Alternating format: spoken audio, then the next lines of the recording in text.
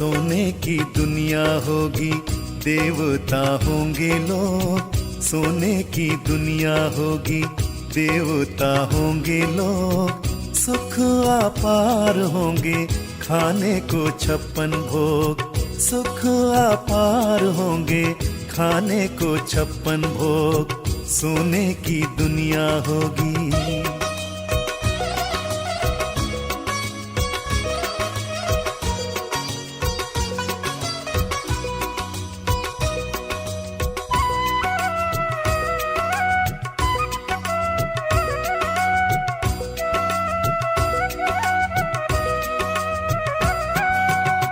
राधे कृष्ण के संग सभी करेंगे रास।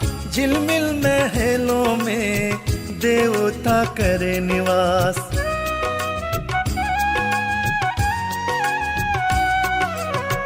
राधे कृष्ण के संग सभी करेंगे रास। झिलमिल महलों में देवता करे निवास। देवता करे निवास। आठों प्रहर उत्सव ऐसा बनेगा योग। सुख अपार होंगे, खाने को 56 भोग। सोने की दुनिया होगी।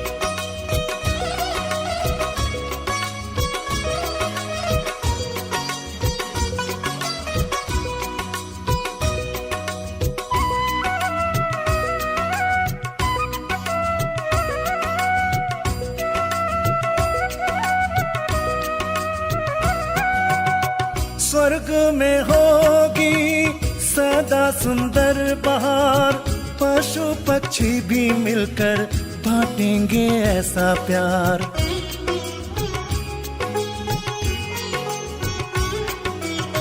स्वर्ग में होगी सदा सुंदर बहार। पशु पक्षी भी मिलकर बांटेंगे ऐसा प्यार। बांटेंगे ऐसा प्यार। लंबी आयु जीने को प्रकृति करे सहयोग। सुख अपार होंगे, खाने को 56 भोग। सोने की दुनिया होगी, देवता होंगे लोग। सोने की दुनिया होगी, देवता होंगे लोग। सुख अपार होंगे, खाने को 56 भोग। सुख अपार होंगे, खाने को 56 भोग। सोने की दुनिया होगी, देवता होंगे लोग। सोने की दुनिया होगी, देवता होंगे लोग। सोने की दुनिया होगी, देवता होंगे लोग। सोने की दुनिया होगी। ओम शांति।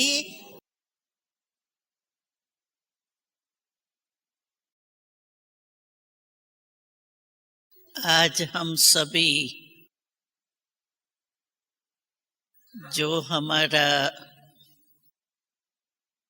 भविष्य है, जिसको कहते हैं स्वर्ण युग, व स्वर्ग, तो उसकी चर्चा आपस में करेंगे। वैसे तो आप सभी कितने बार स्वर्ग में राज करके आए हो, आपको याद है? कितने बार किया है राज? है याद? अनेक बार किया है ना? हाँ? क्योंकि हर कल्प में हम बाप दादा द्वारा स्वर्ग के राज भाग्य के वर्ष के अधिकारी बने हैं और आगे भी हमें ही बनना है। ये नशा तो हम सबको है ही। तो हमको कहा आप सुनाओ। मैंने कहा ये तो हर एक ब्राह्मण आत्मा के अंदर स्वर्ग के सिस्टम कहो, राज कहो, उसके संस्कार भरे हुए हैं, रिकॉर्ड भरा हुआ है। सिर्फ उसको आजकल का टेप रिकॉर्ड जो होता है ना, उसमें भी बीच में जो रिकॉर्ड चाहिए वो आगे पीछे करके चला लेते। तो आप भी आपके आत्मा में जो ये स्वर्ग के संस्कार भरे हुए हैं ना, उस टेप को इमर्ज करो, वहां लगाओ, तो आपके अंदर वो सारा रिकॉर्ड जो है वो स्पष्ट हो जाएगा। स्वर्ग या स्वर्ण युग का नाम लेते ही खुशी होती है। क्यों? कि हमारे बाप दादा ने ये स्वर्ग का वर्षा दिया है, वह स्वर्ग की स्थापना की है। और कोई मनुष्य स्वर्ण युग की स्थापना नहीं कर सका, चाहे धर्मात्मा आए, चाहे धर्म नेताएं आए हैं, कोई भी आए, लेकिन स्वर्ण युग की स्थापना स्वयं हमारे बाबा के और कोई न कर सका है, न करेगा। इसीलिए हमें नशा है, खुशी है कि हम ही हर कल्प में स्वर्ग के अधिकारी बने हैं और बनते रहेंगे। कि आप भी अपने बुद्धि बल द्वारा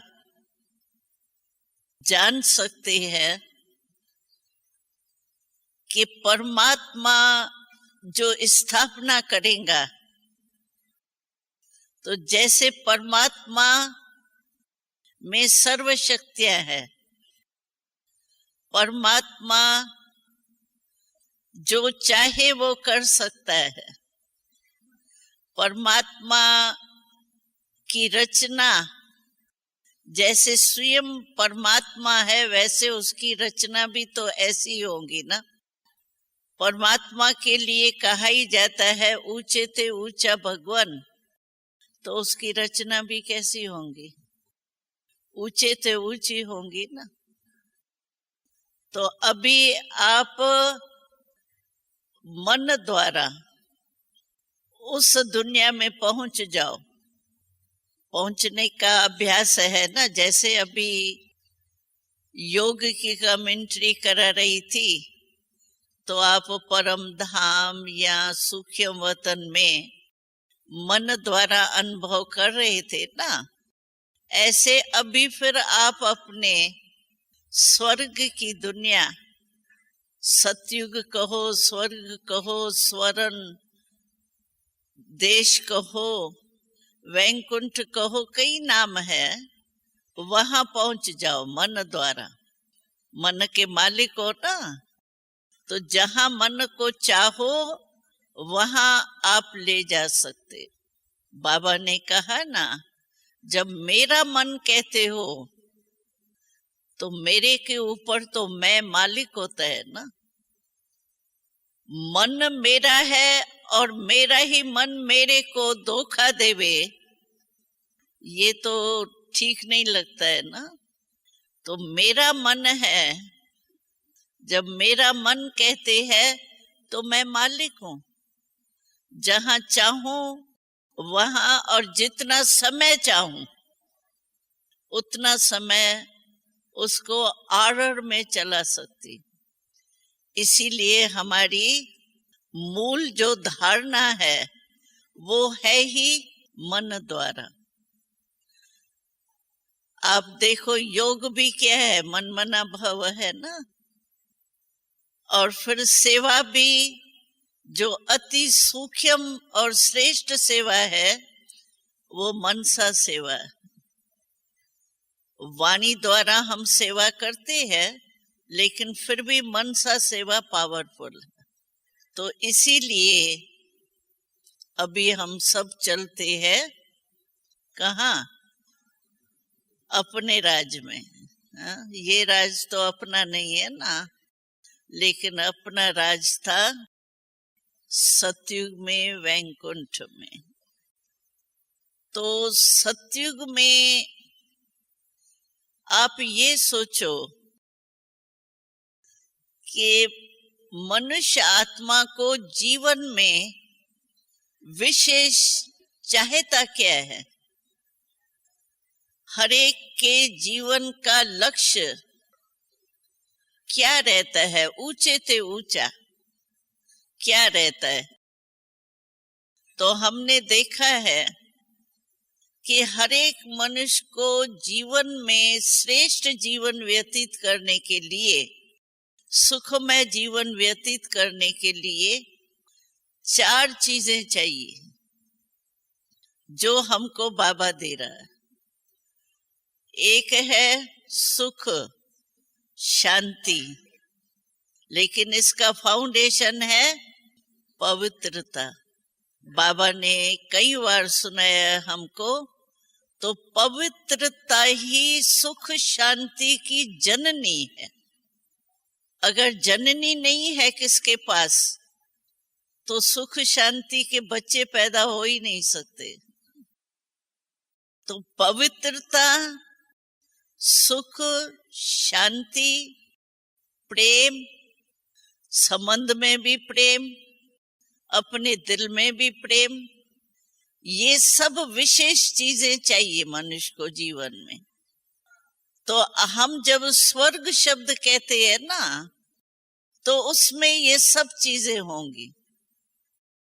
और ये सब सुख, शांति, प्रेम जो भी है वो हमको अविनाशी बाबा से मिले। बाबा अविनाशी है, तो वो जो प्राप्ति करेंगे वो क्या होंगी? अविनाशी होंगी ना। तो हमको स्वर्ग में जो चाहिए जीवन में वो सब प्राप्त होगा। दुख का बाबा कहते हैं नाम निशान नहीं होगा। दुख क्या होता है? उसकी अविद्या होंगी, यानी विद्या जानन क्या होता है दुख, उसकी समझ ही नहीं होंगी। तो ऐसा अविनाशी सुख हमारे 21 जन्म तक चलना है। नशा चढ़ता है, एक जन्म का हमारा पुरुषार्थ है और 21 जन्म की प्राप्ति है। एक जन्म हमको थोड़ा अटेंशन देना पड़ता है। मेहनत क्या है? बाबा कहते हैं जहां मोहब्बत होती है वहां मेहनत नहीं होती। तो हम प्रभु प्यार में रहते हैं, मोहब्बत में रहते हैं, इसलिए हमें मेहनत नहीं लगते है। लेकिन फिर भी संगम युग सब युगों से छोटा सा युग है, और छोटे से युग में थोड़े से समय के पुरुषार्थ में या अटेंशन देने से 21 जन्म हमको कोई मेहनत नहीं करनी पड़ेगी। ऐसी प्राप्ति की गारंटी शिव बाबा हमको दे रहा है और हम अनुभव भी कर रहे। तो देखो कितनी प्राप्ति है। थोड़े से समय की प्राप्ति इतनी प्रालब्ध के रूप में मिलेंगी। तो ये सोचो, प्रकृति दुख देने वाली चीजें इस समय संगम के समय कौन सी है? दुख देने वाली एक तो है हम ब्राह्मण आत्माओं की चैलेंज है माया जीत बनने के लिए, इसलिए माया विघ्न डालती है, यानी दुख का कारण बनती है। प्रकृति भी आजकल दुख का कारण है, और संबंध संबंध में आत्माएं भी एक दो को कभी कर्म बंधन का हिसाब किताब होता है, वो दुख प्राप्त कराती है। हम ब्राह्मणों को नहीं, लेकिन आजकल के दुनिया वालों को। तो वो सब वहां हमारे सतोगुणी स्टेज के प्रभाव से वहां प्रकृति भी सतो प्रधान होंगी। जो आज प्रकृति दुख का कारण बनती है, वो सुख का कारण होगा। आज देखो, सर्दी की सीजन शुरू हुई तो हमको गर्म कपड़ा पहनना पड़ता है, गर्मी होगी तो पंखा चलाना पड़ता है। लेकिन वहां सतयुग में ऐसी ही सीजन होती है जो जैसे 12 मासी बसंत ऋतु होती है। बसंत ऋतु में कितना, आजकल तो बसंत ऋतु भी खराब हो गई है, लेकिन वहां सतयुग में हमारी कोई भी ऋतु यानी मौसम दुख देने वाली नहीं होंगी, बदलेंगी नहीं, सदा ही बसंत ऋतु माफक होंगी। और दूसरी बात है कि प्रकृति के जो भी साधन है वो हमको सुख तो देते हैं, लेकिन आजकल जो है वो सुख के साथ दुख भी देते हैं। जैसे मानो प्रकृति, साइंस ने प्रकृति के साधन बनाए हैं, बहुत अच्छे बनाए हैं। पहले मनुष्य गर्मी में कोई साधन नहीं होता था, पंखे का उसका कोई साधन नहीं था। लेकिन आज साइंस द्वारा जो साधन बने हैं वो बहुत अच्छे बने हैं, सुख देते हैं। लेकिन है उनका आधार, साइंस के साधनों का मूल आधार जो है ना, वो है लाइट के ऊपर। अगर लाइट चली जग गई तो साधन खत्म। तो जितना ही कोई पंखे के नीचे या एयर कंडीशन की आदत पड़ी हुई होती है, अगर बिजली गई तो दुख भी इतना ही उसको महसूस होता है जिसने सुख भी प्राप्त किया। आप देखेंगे गांव वाले वृक्ष के नीचे आराम से बैठे रहते हैं। उन्हों को बिजली जाए या नहीं जाए, उन्हों के लिए एक ही बात है। तो यहाँ जो साइंस के साधन है उसमें सुख के साथ दुख भी है, लेकिन वहां दुख नहीं है। साइंस, बाबा कहते हैं कि साइंस यहाँ जो है वो अभी 100 वर्ष पहले से निकली है। वो भी किस लिए बाबा कहते निकली है? बाबा कहते 100 वर्ष पहले जो ये साइंस निकली वो आप बच्चों के लिए निकली। अभी देखो, अगर साइंस नहीं होती तो आप माइक में सुन सकते थे? दूर से नहीं सुन सकते थे। तो साइंस अभी हमारे साधन निकले हैं हमारे लिए जो हमको मदद दे रहे हैं। तो सतयुग में साइंस रिफाइन होंगी, अभी इतनी रिफाइन नहीं है, इसलिए कहाँ दुख देती है कहाँ सुख देती है। लेकिन सतयुग में साइंस है, लेकिन रिफाइन साइंस है। और यहाँ जैसे साइंस के आधार पर ही जीवन हो गई है, वहां ऐसी बात नहीं है। वहां साइंस हमारे ही कंट्रोल में होंगी। यहाँ हम मनुष्य आत्माएं जो है वो साइंस के साधनों के कंट्रोल में, इसीलिए वहां दुख का नाम निशान नहीं।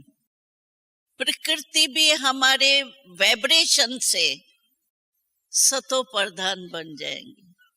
कुछ समय पहले प्रकृति इतना दुख नहीं देती थी। अभी देखो, मौसम भी आप देखते होंगे कि मौसम कितनी बदलती है। पहले इतना दुख नहीं देती थी मौसम जितना दिन प्रतिदिन अभी हो रही है।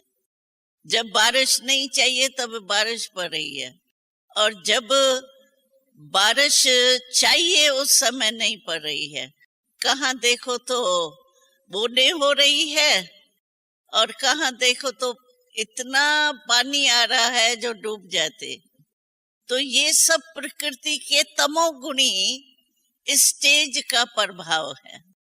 और वहां प्रकृति जो है वो सतो प्रधान होने के कारण वहां प्रकृति भी सुखदायी होती।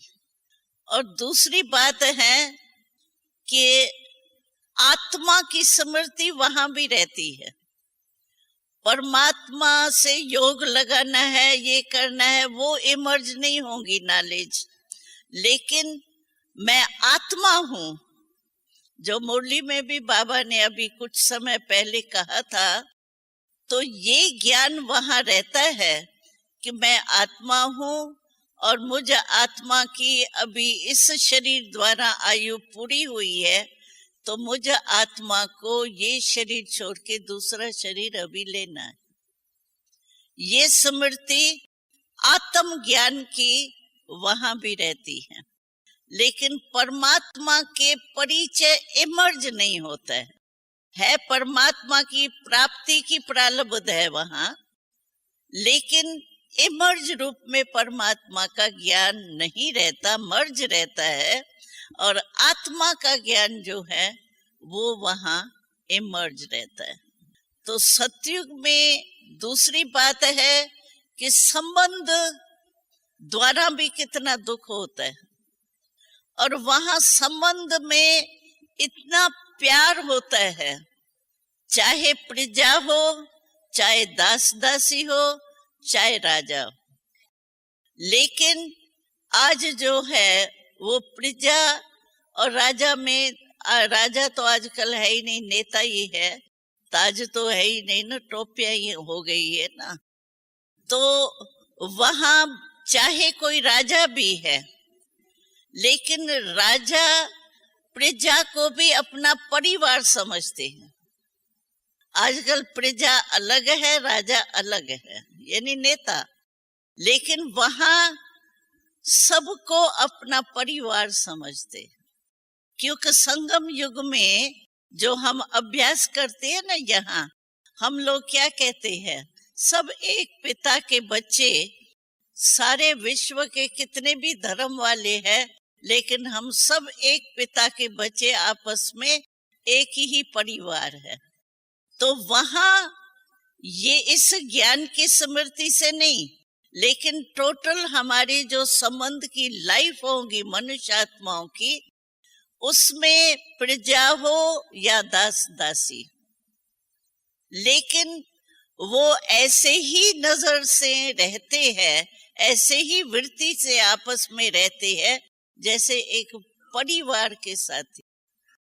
यहाँ देखो मधुबन में अभी प्रैक्टिस है ना हमारी, वहां कोई भी यहाँ आते हैं मधुबन में तो यही क्वेश्चन करते हैं, यहाँ इतना काम भी हो रहा है, इतने लोग आते हैं, इतने रहते हैं, इतना सब कुछ हो रहा है, लेकिन पता ही नहीं पड़ता कौन किसको डायरेक्शन देता है, ऑटोमेटिक जैसे चल रहे हैं। क्यों? क्योंकि यहाँ जो है ये भावना है कि हमारा परिवार है, हमारा घर है।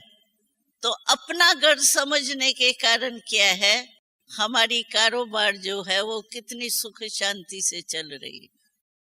इतनों का खाना बनता है, लेकिन पता पड़ता है कितना सहज हो रहा है ना। परिवार समझना और एक ड्यूटी समझना, उसमें फर्क होता है। पहले हमको याद है ये महामंडलेश्वर यहाँ आए थे, उन्होंने यही बात नोट की, दादी को कहा हम तो यहाँ आकर के ये देख करके वायुमंडल बड़े आश्चर्य में पड़ गए हैं कि ये कैसे चल रहा है, कौन चला रहा है। और यहाँ सभी काम इतने बड़े बड़े अज्ञान काल में डिग्री लेने वाले, गोल्ड मेडल लेने वाले भी भंडारे का काम कर रहे हैं, लेकिन बड़े प्यार से कर रहे हैं। तो दादी को कहा, हमारे यहाँ और आपके यहाँ ये फर्क है, जो आप घर समझ करके करते हैं और हमारे यहाँ तनख्वाह वाले होते हैं। तो तनख्वाह वाले होने के कारण हमारी कारोबार में नीचे ऊपर होता है। तो दादी को कहा, हमारे को एक बात आप करो, सहयोग दो, तो आप कोई ब्रह्मा कुमारी या ब्रह्मा कुमार जो अच्छे हो न चलाने वाले, वो हमारे एक एक आश्रम में दो। तो वो चल करके हमारी कारोबार चला। तो यहाँ कारोबार इसीलिए ठीक चलती है क्योंकि हम समझते हैं जो भी आते हैं, अभी आप देखो नए नए भी आए हैं यहाँ, लेकिन क्या है, परिवार समझ करके, अपना घर समझ करके आते हैं, तो फीलिंग आती है ना वो प्यार की। ये थोड़ी समझते हैं नहीं हम पता नहीं कोई धर्मशाला में गए हैं या फलाने फलाने स्थान में गए, अपने घर में आए हैं, बाबा के घर में आए, अपने घर में आए हैं, तो अपनापन लगता है ना आपको। तो जहां अपनापन होता है ना, वहां जो भी काम होता है अपना समझ करके करते। तो वहां भी सतयुग में यही संस्कार जो अब भी हमारे है ना, बढ़ते हैं ना, एक ही परिवार है, तो वहां चाहे पद में फर्क होता है, क्योंकि यहाँ पुरुषार्थ में फर्क होता है ना। यहाँ पुरुषार्थ में देखो, कोई कहता है हमारा 50% प्रैक्टिकल लाइफ है, कोई कहता है नहीं हमारा 75% तो है, बाकी 25% कम है प्रैक्टिकल लाइफ में। तो उस अनुसार वहां पद तो होंगे भिन्न भिन्न। समझो राजा होगा, रॉयल फैमिली होंगी, रॉयल प्रजा भी होंगी और साधारण प्रजा भी होंगी, सब राज चलेगा। लेकिन राज भी ऐसे चलता है, वहां राज दरबार चलती है, ऐसे नहीं है राज दरबार नहीं होंगी, राज दरबार भी होती है। आपने चित्र भी देखा होगा ना हमारे राज दरबार का, कैसे बैठते हैं, क्या होता है। वहां ऊपर माउंट आबू में हाल में लगा हुआ है। तो राज दरबार होती है, लेकिन राज दरबार यहाँ तो देखो, ये सभाएं जो लगती है, असेंबली लगती है, पार्लियामेंट लगती है, तो कुर्सियां से लड़ते भी है यहाँ तो। और वहां ऐसी खिटखिट नहीं होती है। वहां जो होता है ना, जैसे आपस में एक स्नेह मिलन होता है, आपस में कारोबार राजधानी की चलाएंगे, लेकिन कोई भी कमी नहीं है ना वहां। कमी होने के कारण ये खिटखिट होती है। पद, मेरे को मर्तबा मिला, मेरे को कम है, ये बड़ा है, ये क्यों इसको पूछा गया, इसको नहीं पूछा गया। अप्राप्ति के कारण यहाँ सारी खिटखिट है, और वहां अप्राप्ति है ही नहीं। गरीब नामी नहीं है वहां, सबके पास इतनी संपत्ति भी होंगी, साधन भी होंगे, जो आपको जितने चाहिए उससे अधिक ही होंगे। अप्राप्ति का नाम निशान नहीं है, इसीलिए दुख का नाम निशान नहीं है। राज दरबार होती है, राज में जैसे यहाँ सिस्टम है, भाई किसी देश में कोई चीज ज्यादा होती है, किसी देश में कोई चीज ज्यादा होती है, तो आपस में लेन देन देशों की होती है। जहां जो चीज ज्यादा होती है वो एक दो के देश में बांटते हैं, और प्यार से जितना चाहिए उतना आप ले सकते हो। एक दो के देश में जो चीज है वो आपको जितनी चाहिए उतनी ले सकते हो। ऐसे नहीं है हमको चाहिए 80 चीजें और मिलेंगी हमको 50, तो अप्राप्ति हो गई ना। तो वहां सब संपत्ति होने के कारण, अप्राप्ति नहीं होने के कारण, वहां दुख का नाम निशान नहीं है। और वहां प्रकृति जो है ना, समझो जैसे यहाँ वो साज है, वहां हमने देखा है, क्योंकि बाबा शुरू शुरू में जब हम लोगों की सेवा शुरू नहीं हुई थी, तो वहाँ कराची में हम रहते थे ना, सेवा नहीं थी, आपस में ही बाबा और हम लोग रहते थे। तो सेवा में तो अभी समय देना पड़ता है ना, वहाँ सेवा की तो बात ही नहीं थी। तो शिव बाबा ने साक्षात्कार बहुतों को कराया, तो हमको भी याद है, तो हम भी साक्षात्कार में जाती रही है। वैसे तो 8 वर्ष के आयु से हमने 8 वर्ष के आयु में पहला साक्षात्कार किया स्वर्ग का।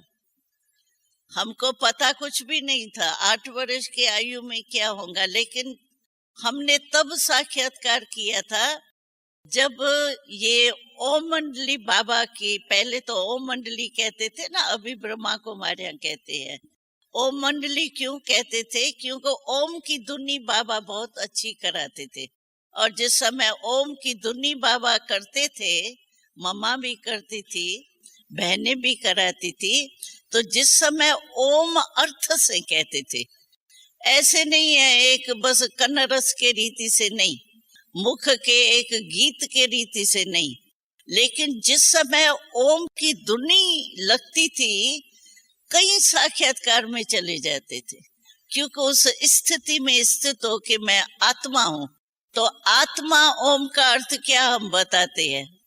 मैं वो आत्मा शांत स्वरूप हूँ। ओम शांति भी हम कहते हैं ना, तो ओम की धुनी होती थी, इसीलिए उसका नाम ही पड़ गया ओम मंडली। ओम मंडली, तो ओम मंडली से बाबा, साकार बाबा, हम लोग कराची में रहते थे और बाबा हैदराबाद में शुरुआत हुई थी।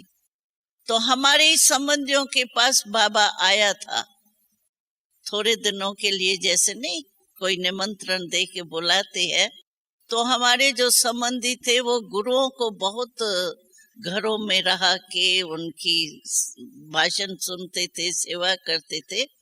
तो बाबा भी आए थे हमारे संबंधियों के पास। तो वहाँ क्लास जैसे अभी हमारा लगता है ना, वैसे उस समय सत्संग कहते थे। भाई सत्संग में बाबा वाणी चलाएंगा। तो हमारी लौकिक माँ जो थी वो वहां जाती थी, सत्संग के टाइम वहां जाती थी। अपना ही जैसे काके मामे का घर था तो अपना ही घर हुआ। तो पहला साक्षात्कार हमको वहां हुआ था, मेरे को कुछ पता नहीं। जो कई बार कहते हैं ना साक्षात्कार ये कल्पना से होता है, ये कल्पना है, कोई रियल साक्षात्कार वगैरह दर्शन नहीं होते हैं। तो हमको तो कुछ पता नहीं।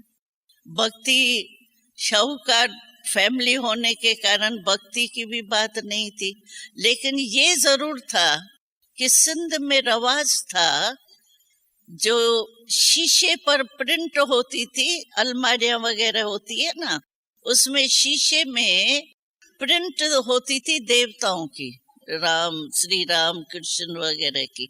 लेकिन हम छोटे बच्चे थे ना, हमको ये भी पता नहीं भाई एक अच्छी श्री कृष्ण की मूर्ति है, अच्छी मूर्ति है, श्री कृष्ण है या श्री राम है, उनकी क्या कथा है, क्या बात है, वो उसमें अटेंशन ही नहीं जाता था।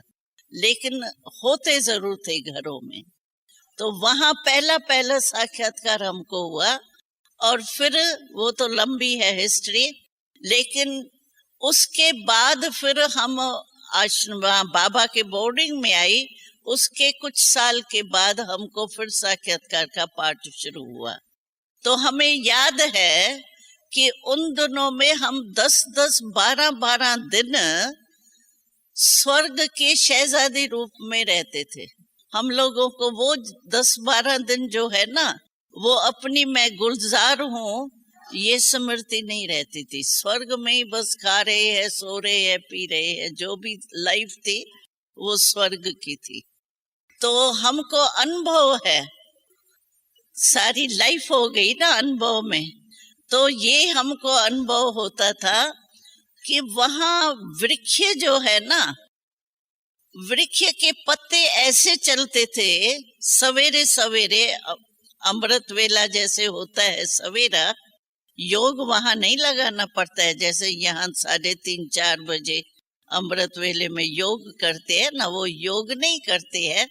लेकिन देरी से भी नहीं उठने का होता है, जैसे सूर्य उदय होता है उसके पहले उठ करके तैयार हो जाते हैं। तो हमको याद है कि वहां वृक्ष के पत्ते जो है ना, वो पत्ते ऐसे आपस में लहराते हैं ना पत्ते, तो वो ऐसे लहराते हैं जैसे साज बज रहे। आपको ऐसे ही आवाज आएगा जैसे यहाँ आर्टिफिशियल बैठ के ये साजों के आधार पर आवाज आता है ना, कितना मीठा लगता है। ऐसे वहां वृक्ष नेचुरल वो हिलते हैं जैसे साज बजता है। तो प्रकृति वहां हमारी दासी हो जाती है, प्रकृति हमको सब भासना देती है। और बसंत की रुत तो होती है वहां, तो इसीलिए वहां की प्रकृति सुखदाई, आत्मा सुख स्वरूप होती है। और संबंध में भी कोई दुख की बात ही नहीं है, क्योंकि अप्राप्ति के कारण संबंध में झगड़ा होता है, लड़ाई होती है। वहां अप्राप्ति है ही नहीं, जितना चाहिए उससे 10 गुना ज्यादा है। तो राज भी चलता है। और वहां पंछी जो होते हैं ना, वो पंछी भी ऐसे इस जैसे यहाँ हम ये देखा होगा ना आपने, ये सर्कस वगैरह होती है, उसमें पंछियों को सिखाते हैं। शेर जो है वो आग से जाता है, डांस करता है, ये करता है, जो भी सिखाते हैं, कुत्ते को उन्हों को सिखाते हैं ना। वहां जानवर जो है वो इतना खेल करते हैं, नेचुरल खेल। समझो पंछी है, हंस है, तो हंस ऐसे आपस में बैठेंगे, डांस करेंगे। हमने प्रैक्टिकल में देखा है पंछों की डांस, जैसे हम लोग यहाँ करते हैं ना डांस, तो वो चक्कर लगा करके इतना अच्छा डांस करते हैं जो आपको जैसे सारा टाइम कुछ ना कुछ मनोरंजन जैसे नजर आएगा आपको। ऐसी वहां की खुशी की लाइफ है। तो खुशी तो चाहिए ना, और चाहिए क्या आपको। और सिस्टम जो है खाने पीने की, वो सोलर सिस्टम ज्यादा है वहां। तो खाना पीना जो बनता है वो यहाँ देखो, अभी मधुबन से संस्कार पड़ रहा है ना हमको, तो यहाँ जो आप सभी का खाना बनता है वो देखा है आपने, सोलर सिस्टम से बनता है। तो वहां भी सतयुग में जो है वो सोलर सिस्टम का ज्यादा है। और प्लेन होते हैं ज्यादा। प्लेन भी ऐसे प्लेन नहीं जो ये ऐसे 2 पंखों होते हैं। और ये वहां डिजाइन, विमानों की भी डिजाइन ऐसी होती है जैसे सिंहासन की नहीं डिजाइन होती है। किसमें ये समझो कोई पंछी आगे है, कहाँ पहाड़ की डिजाइन, कहाँ सिंहासन की डिजाइन। विमान जो होते हैं ना वो भिन्न भिन्न डिजाइन वाले होते हैं। वहां पहाड़ियां है लेकिन पहाड़ियां सूखी नहीं। जैसे कोई कोई पहाड़ी यहाँ आप देखेंगे, कोई कोई है ऐसी, जैसे डिजाइन ऐसे लगती है जैसे पंछी बैठा है। यहाँ नहीं, हम आते हैं ना यहाँ रास्ते में, जब नीचे आबू रोड में ऊपर से आते हैं तो आपने देखी होंगे एक पहाड़ी ऐसे है जैसे ऊंट बैठा है। देखा है ना आपने, ध्यान से नहीं भी देखा हो, लेकिन ऐसे वहां नेचुरल ब्यूटी है। पहाड़ भी होंगे लेकिन पहाड़ की डिजाइन्स भिन्न भिन्न ऐसे है जैसे आप नेचुरल मनोरंजन कर रहे। तो इसीलिए वहां अप्राप्ति नहीं है। जो व्यापार होता है वो हर एक के पास जो भी चीज होंगी वो लेन देन होंगी। वो एक चीज देगा और दूसरी लेगा, वो खिटखिट नहीं है। पैसा दिया, उधार दिया, फिर उधार नहीं मिला तो झगड़ा हुआ, ऐसी कोई बात नहीं। जैसे एक फैमिली सिस्टम में चलते हैं, तो ऐसे हमारे सतयुग में 5 तत्व ही सतो प्रधान। प्रकृति भी है, माया का तो क्वेश्चन ही नहीं है। तो आपकी लाइफ क्या होगी? और सुख शांति तो है ही वहां, कोई दुख की बात है ही नहीं। पवित्रता तो है ही, पवित्रता का फाउंडेशन यहाँ भी तो हम पक्का कर रहे हैं ना। तो वहां पवित्रता होने के कारण सुख शांति हमारी अविनाशी। और कुछ पूछना है? लेकिन स्वर्ग तो कोई बढ़िया बात नहीं है, इस संगम युग की बढ़िया बात है। इस संगम पर हम परमात्मा पिता को जान करके मिलन मनाते हैं। वहां परमात्मा का पाठ नहीं होगा। यहाँ जो अतीन्द्रिय सुख हमको अनुभव होता है, वहां एक नेचुरल सुख है। दुख की बात इमर्ज नहीं है। यहाँ दुख के बाद हमको सुख की प्राप्ति हुई है, उसका महत्व है। किसको दुख का अनुभव ही नहीं है, उसको सुख हुआ तो क्या बड़ी बात है। लेकिन यहाँ दुखी से सुखी बने हैं, अतीन्द्रिय सुख का अनुभव होता है। इसीलिए इस संगम युग का जो महत्व है, उसके आगे सतयुग तो एक प्रारब्ध है। सतयुग में हमको इतनी मेहनत करने की जरूरत ही नहीं। तो आप स्वर्ग में संगम युग अच्छा लगता है या स्वर्ग अच्छा लगता है? हा? संगम में मेहनत करनी पड़ती है, इसलिए थक जाते होंगे। हा? लेकिन नहीं, स्वर्ग के आगे ये संगम युग तो मैं समझती हूँ पदम गुना श्रेष्ठ है। क्योंकि अभी हम एक दो को पहचानते तो है, वहां तो पहचान ही नहीं होंगी। अभी बाबा हमको मिलता है, हम बाबा से मिलते हैं, ये कितना पाठ भरा है। इसीलिए संगम युग का मजा जो है, एक एक संगम का दिन जो है ना, वो आप समझो बहुत महान। ऐसे नहीं, इस संगम युग के महत्व को जितना जानेंगे उतना आप महान बनेंगे। हम तो कहते हैं संगम युगी है, जहां हम 5000 वर्ष की प्रारब्ध बनाते। वहां सतयुग में हमको कोई प्रारब्ध बनानी नहीं है, यहाँ की प्रारब्ध मिलनी है। और फिर द्वापर में हम पूज्य बनेंगे। आपको है ना, मंदिर की मूर्ति बनेंगे ना, आप भी पुजारी से पूज्य तो बने हैं ना हम। तो हमारी पूजा जो होंगी वो भी इस संगम युग के हिसाब से।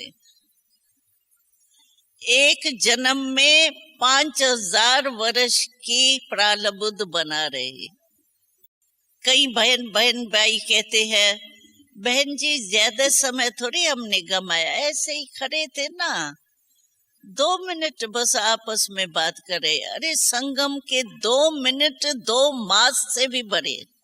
हम समझ लेते हैं 2 मिनट ही तो था, 5 मिनट ही था, लेकिन 5 मिनट कितने बड़े हैं, उसको अगर हम पहचाने तो हम 1 सेकंड भी संगम युग का व्यर्थ नहीं गमाएंगे। क्योंकि आधार सारा इस समय जन्म का है। अगर हमारे मंदिर बनेंगे वो भी इस समय के पुरुषार्थ से बनेंगे। मंदिरों में भी देखो, अगर इस समय आप हर कर्म में योग कर्म योगी बन के करते हो, तो मंदिरों में भी आप देखो, कोई कोई मंदिर है जहाँ हर कर्म का यादगार होता है, पूजा होती। हमको याद है, हम पता नहीं कहाँ सेवा पर जा रहे थे, बीच में एक स्थान पर उतरे थे, वहां मंदिर था, पर्दा आया हुआ था। हाँ, तो मंदिर में हमने क्या देखा, पर्दा आया पड़ा था, है चित्र रखा हुआ। तो हमको कहा अभी पर्दा नहीं खोलेगा। हमने कहा क्यों नहीं पर्दा खोलेगा? तो कहते हैं वो जो कृष्ण है ना, उसको माँ जो है वो खेल करा रही है। हमने कहा मूर्ति खेल कराएंगी क्या? लेकिन उन्होंने भावना देखो, तो खेल कराने के लिए भी उसके खेल के कर्म का भी यादगार। खाना खा रहा है अभी, कोई कोई मंदिर में तो कहते दांतन कर रहा है। अभी दांतन करने के समय भी हम कर्म योगी बन के यहाँ करते हैं तो उसका यादगार बनता है। तो कोई कोई मंदिर में हर कर्म का यादगार होगा। कोई ऐसे भी मंदिर होते हैं जहाँ पुजारी 7 दिन में तो सफाई करता होगा, ऐसे भी मंदिर है। तो कारण क्या है? यहाँ संगम युग के कमाई का प्रारब्ध होता है। जिसका हर कर्म याद में रहा है, उसका पूजा में भी हर कर्म की पूजा होती है। और जिसका कभी किया कभी नहीं किया, ऐसे अलबेले चलते हैं, तो उसकी पूजा भी अलबेले माफी की होती है, क्योंकि उसका जो पुजारी होता है वो अलबेला होता है। तो इसीलिए संगम युग की जो है वो बहुत जरूरी पुरुषार्थ करना है। स्वर्ग तो उसके आगे कोई बड़ी बात नहीं। कोई ने क्वेश्चन पूछा है स्वर्ग में स्कूल होगा? स्कूल तो होगा ना, नहीं तो सारा दिन क्या करेंगे? स्कूल होता है, लेकिन वहां डर की बात नहीं है। यहाँ तो डर रहता है ना, पता नहीं फेल हो जाए पास हो जाए। वहां फेल की तो बात ही नहीं है। वहां अपने मनोरंजन के रीति से सब काम होता है। ऐसा नहीं है स्कूल में टीचर जो है वो डांटेगा या लकड़ी लगा करके मारेगा, ऐसा नहीं है। वहां एकदम ऐसे पढ़ाई होती है, आर्ट ज्यादा है वहां। पढ़ाई में आर्ट का काम जो होता है ना, वो वहां आर्ट की नॉलेज जो है, पढ़ाई वो ज्यादा है। और वैसे अपनी भाषा की लिखत वगैरह सब होती है। और हिस्ट्री ज्योग्राफी जो है, हिस्ट्री ज्योग्राफी में क्या होता है, कहाँ कहाँ देश कहाँ है, कौन सा देश है, उसमें हर एक देश की विशेषता पैदाइश क्या है, वो सारी हिस्ट्री ज्योग्राफी थोड़ी है। वो इतनी लंबी लंबी चौड़ी चौड़ी जो किताब होती है वो नहीं है। लेकिन पढ़ाई होती है वहाँ, टीचर होता है, पढ़ाई भी होती है। श्री कृष्ण भी पढ़ाई पढ़ेगा, ऐसे ही थोड़ी करेंगे। तो वो पढ़ाई होती है, स्कूल होता है, लेकिन वो ज्यादा जो आजकल की होती है, क्योंकि वहाँ हिसाब किताब ही ज्यादा लंबा चौड़ा रखने की जरूरत ही नहीं है। हिसाब किताब तो ये होता है कोई नुकसान नहीं हो जावे, कोई खा नहीं जावे, कोई धोखा नहीं देवे। वहाँ धोखे की तो बात ही नहीं। तो स्कूल में भी जाएंगे, लेकिन मनोरंजन की रीति से। वो हमने सुनाया आपको, तो उन दिनों में सेवा नहीं थी, तो हम लोगों को बाबा साक्षात्कार बहुत कराते थे। तो हमने अनुभव किया है, विमान वहाँ बहुत सहज है। जैसे यहाँ हमने प्लेन देखा है ना, तो कितने देख करके ही डर लगता है, तारे और स्विच कितने हैं। वहाँ बहुत थोड़े स्विच है। 8 वर्ष की हमारी आयु थी जब मैं साक्षात्कार में गई थी, तो हम 8 वर्ष की थी। लेकिन 8 वर्ष के आयु में भी मैंने विमान चलाया।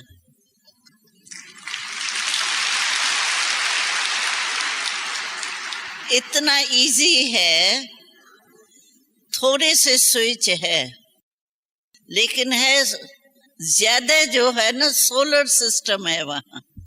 तो एक्सीडेंट तो वहां होना ही नहीं है। क्यों एक्सीडेंट क्यों होता है? कर्मों के हिसाब से। तो वहां तो हमारे है ही श्रेष्ठ कर्म, इसलिए एक्सीडेंट का डर तो है ही नहीं, वहां होना भी नहीं है ना। तो इसीलिए वहां बहुत थोड़े से स्विच है जो कोई छोटा बच्चा भी चला सकते हैं, और वहां ये फिक्स होता है। समझो फैमिली का विमान बड़ा होगा, छोटे बच्चों के लिए भी विमान है। जैसे यहाँ छोटी कार, बड़ी कार, फिर बस है, ऐसे है ना सवारियां, वैसे वहां विमान भी भिन्न भिन्न प्रकार के है। छोटी फैमिली के भी है तो बड़े की भी फैमिली के है, तो छोटे बच्चे भी चला सकते हैं, बड़े भी चला सकते हैं। ये तो मैंने अनुभव किया है, बहुत इजी, कोई खिटखिट नहीं है। लेकिन ये तो कोई बड़ी बात नहीं है। पुरुषार्थ अभी सुख जो लेना है ना, वो अभी संगम का सुख लो। संगम जैसा सुख सारे कल्प में नहीं मिलेगा आप, क्योंकि डायरेक्ट परमात्मा से आत्मा का मिलन ये कोई कम बात है क्या? परमात्मा हमारा सर्व संबंधी बन गया है।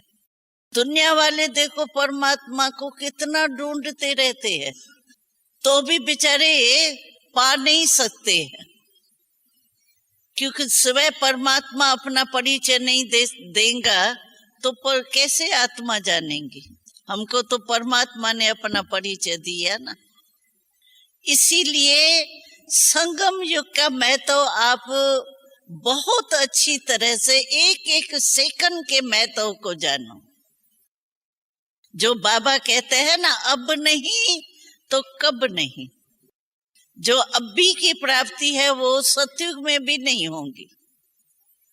जो अभी का अतीन्द्रिय सुख है ना, वो तो रवाजी लाइफ होंगी, सतयुग में सुखी होंगे। और प्रारब्ध है ना, लेकिन प्राप्ति तो अभी है ना।